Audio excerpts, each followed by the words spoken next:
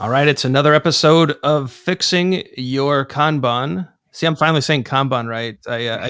I'm a Midwest guy. I used to say Kanban, and that guy jumped on quite badly at a conference. I didn't hear the end of it. So, Fixing Your Kanban with Ryan Ripley, Dan Vacanti, and Todd Miller. Gentlemen, how are you guys doing?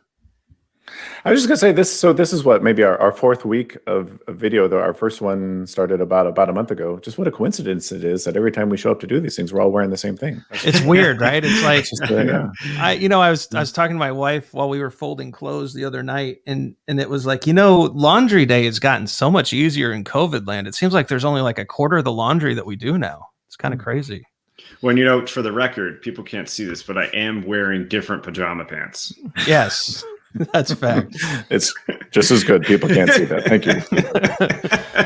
Anyway, we actually a question has popped up, and it's a question that Todd and I get a lot on the Scrum side of the world, but it also comes up, I think, quite a bit on the Kanban side as well.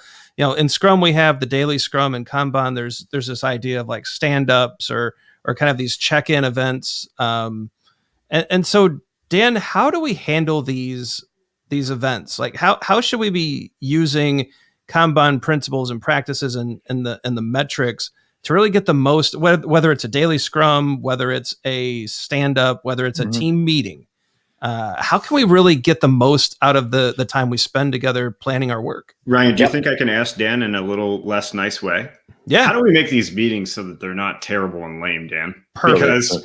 Because how many times do you show up to one of these things and people are like, right? And I just went out of it. So yeah. Well, I mean, so first of all, shout out to the latest version of the Scrum Guide. They finally and forever, hopefully finally and forever, dropped the 3 questions. Not that they were ever a mandatory thing that you should do, but that's one of the best things ever. I think that they dropped those 3 questions, and we'll talk about why here and why it's so good that they dropped those 3 questions in just a second. But going back, as you've seen in all of our videos, we've always referenced the Kanban guide, the official Kanban guide that prokanban.org supports. In that guide is a set of just 4 basic metrics that you need to pay attention in order to do Kanban. One of those metrics being work item age. And the reason that you pay attention to work item age is because, from a flow perspective, you need as early signal as possible that something is not flowing through your process the way you think it should be.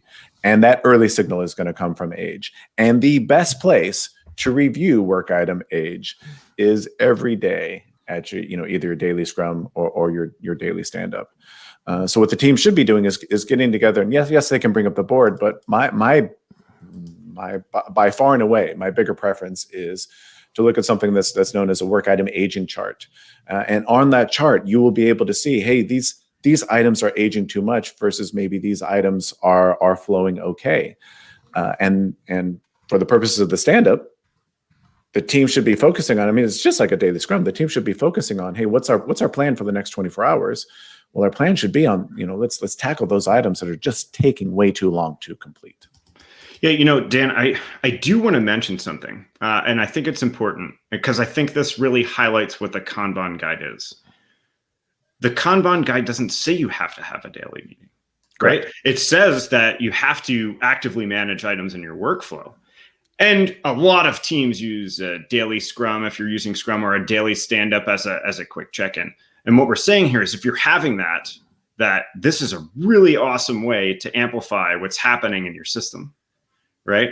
If you're not, it still is. It's still, if you're not doing it something daily, that the expectation here with Kanban, as per the Pro Kanban guide, is to actively manage items in a workflow. And you need to talk to do that. Right? I'm so glad you brought that up. Yeah, that's true. Because that is, I don't know if we've gotten a lot of criticism about that, but maybe a little bit. Well, I guess a lot of confusion, maybe I should say, not criticism, is a lot of people think, because there's not a prescribed stand-up meeting in the Kanban guide, that means you shouldn't do it. No, absolutely not. Exactly what you were talking about, Todd, is in order to actively manage items in progress, the team has to have regular check-ins. Right. And especially if you're doing Scrum. If you're doing Scrum and you want to overlay Kanban on top, that doesn't mean you drop the daily Scrum. No. Right. But what it does mean is that maybe that daily Scrum looks a lot different than how you'd been doing it before, because we have things like metrics, and aging, because we have things like a service level expectation, which, by the way, that service level expectation is going to be one of those objective measures of whether an item is aging too much or not. If you're not familiar with any of these topics, please go check out that Kanban guide, and you will be able to learn a little bit more about that.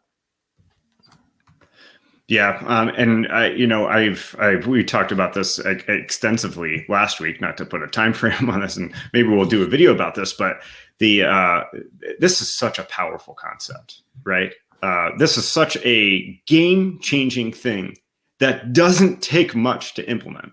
Yep. Right. I think we say this. I think all of us say this in all our classes. I know that I do anyway. Is like, if coming out of our applying professional Kanban class, coming out of my our PSK class, coming out of a metrics class that I do, for me, if there's one practice that you implement immediately, it's monitor aging in your daily meeting, whatever it is. Just if you do nothing else, do that.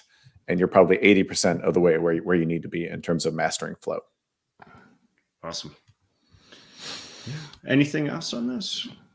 Well, I like it. I think that's a great way to improve whatever type of regular planning meeting you're doing. Check out, as Dan said, the official Kanban guide for more information.